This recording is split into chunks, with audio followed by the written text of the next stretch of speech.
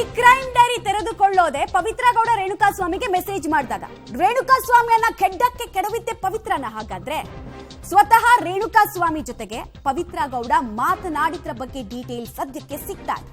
ನೀನ್ ಯಾಕೆ ಹೀಗ್ ಮೆಸೇಜ್ ಮಾಡ್ತೀಯಾ, ಇಷ್ಟು ವಲ್ಗರ್ ಆಗಿ ಯಾಕೆ ಮೆಸೇಜ್ ಮಾಡ್ತೀಯಾ, ಯಾಕೆ ಕಾಮೆಂಟ್ ಮಾಡ್ತೀಯಾ, ಕೆಟ್ಟದಾಗಿ ಮೆಸೇಜ್ ಮಾಡಬೇಡ ಅಂತ ಆರಂಭಿಕ ಹಂತದಲ್ಲಿ ಮಾತನಾಡೋದಕ್ಕೆ ಶುರು ಮಾಡ್ತಾರೆ A1 ಪವಿತ್ರ ಗೌಡ.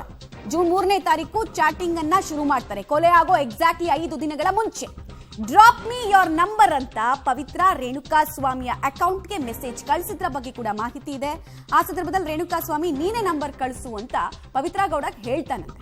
ರೇಣುಕಾಸ್ವಾಮಿಯನ್ನ ಇಷ್ಟು ಚಿತ್ರದುರ್ಗದಿಂದ ಬೆಂಗಳೂರಿಗೆ ಕರ್ಕೊಂಡು ಬರುವಲ್ಲಿ ಈ ಮೆಸೇಜು, ನಂಬರ್ ಎಕ್ಸ್ಚೇಂಜ್ ಆಗಿದ್ದು, ಲೊಕೇಶನ್ ಅನ್ನ ಕಳಿಸ್ಕೊಂಡಿದ್ದು ಎಲ್ಲವೂ ಸ್ಟಾರ್ಟ್ ಆಗಿದ್ದು ಪವಿತ್ರ ಗೌಡ ಅವರ ಒಂದು ಮೆಸೇಜ್ ನಿಂದ. ಡ್ರಾಪ್ ಮೀ ಯೋರ್ ನಂಬರ್, ಇದು ಕೂಡ ತನಿಖೆಯಲ್ಲಿ ಗೊತ್ತಾಗಿದೆ. ಡೀಟೇಲ್ಸ್ ಕೊಡ್ತಾರೆ ಮುರಳಿ.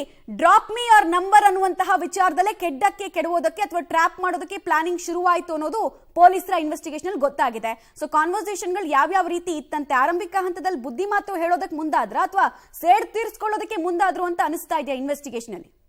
ಖಂಡಿತವಾಗಿ ಮುತ್ತ, ಯಾಕೆಂದ್ರೆ ಪ್ರಮುಖವಾಗಿ ಫೆಬ್ರವರಿ 2024 ಫೆಬ್ರವರಿಯಿಂದನೂ ಕೂಡ ನಿರಂತರವಾಗಿ ರೇಣುಕಾಸ್ವಾಮಿ ತನ್ನ ಫೇಕ್ ಅಕೌಂಟ್ ಗೌತಮ್ KS ಅನ್ನೋ ಒಂದು ಫೇಕ್ ಅಕೌಂಟ್ ಏನಿದೆ, ಫೇಕ್ ಅಕೌಂಟ್ ನ ಮೂಲಕ ಪವಿತ್ರ ಗೌಡಗೆ ನಿರಂತರವಾಗಿ ಅಶ್ಲೀಲ ಮೆಸೇಜ್ಗಳನ್ನ ಕಳಿಸ್ತಾ ಇರ್ತಾನೆ. ಅಂದ್ರೆ ನಿನಗೆ 10,000 ಕೊಡ್ತೀನಿ, 15,000 ಕೊಡ್ತೀನಿ, ಬೇರೆ ಬೇರೆ ರೀತಿಯ ಆಕ್ಷೇಪಾರ್ಹ ಮೆಸೇಜ್ಗಳನ್ನ ಆತ ಕಳಿಸ್ತಾ ಇರ್ತಾನೆ. ಆದ್ರೆ ಪವಿತ್ರ ಗೌಡ ಅದು ಯಾವುದಕ್ಕೂ ಕೂಡ ರಿಪ್ಲೈನ ಕೂಡ ಒಂದೇ ಒಂದು ಸಣ್ಣ ರಿಪ್ಲೈನು ಕೂಡ ಮಾಡಿರೋಲ್ಲ.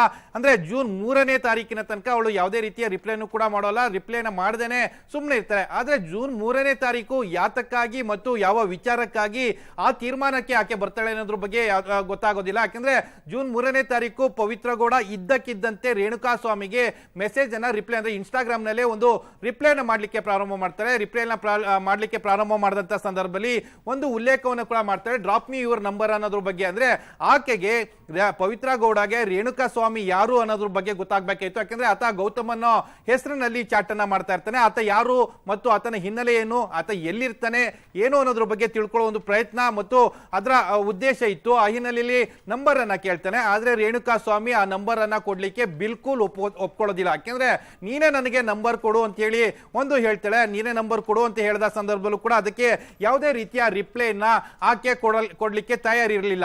ಯಾಕೆಂದ್ರೆ ನೀನು ಈ ರೀತಿಯ ಕೆಟ್ಟದಾಗಿ ಮೆಸೇಜ್ ಅನ್ನ ಮಾಡ್ತಾ ಇದೀಯಾ, ಮೆಸೇಜ್ ಅನ್ನ ಮಾಡುವಂಥದ್ದು ಸರಿಯಿಲ್ಲ ಅಂತ ಹೇಳಿ ಒಂದು ಒತ್ತಾಯ ಮಾಡ್ಲಿಕ್ಕೆ ಮುಂದಾಗ್ತಾಳೆ.